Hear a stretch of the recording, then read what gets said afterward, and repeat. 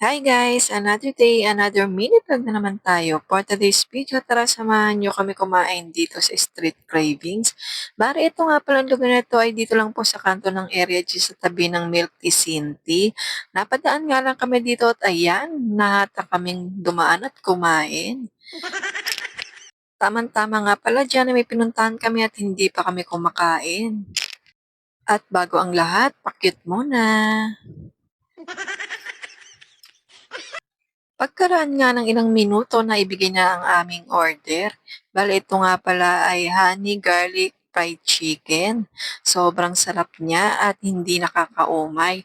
At ayan, busy-busy na nga kami sa pagkain at wala na kaming pakialamanan. Tara, kain tayo mga mare!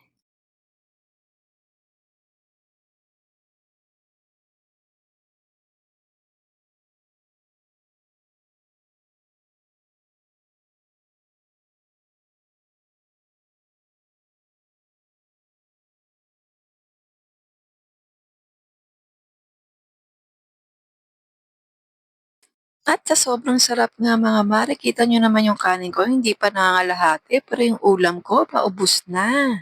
Ewan ko ba kung bakit parang mas malakas ako sa ulam kaysa sa kanin. Fast forward na nga diyan nang matapos na kami ito pauwi kami ng bahay. O kita niyo naman mga nakangiti at solve sa kanilang kinain. Bale nag-uusap nga kami diyan at inaasar ko siya kasi panay diet pero yun tiyan hindi nagbabago, ang taba-taba.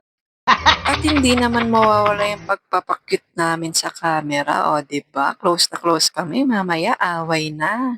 At tinuturo ko nga diyan yung aking labi kasi ang ganda nga pala yung aking lip tint kahit kumain na ako, andiyan pa rin talaga siya. O siya, hanggang dito na lang ang mga mare ang for today's video. Thanks for watching. See you on my next vlog.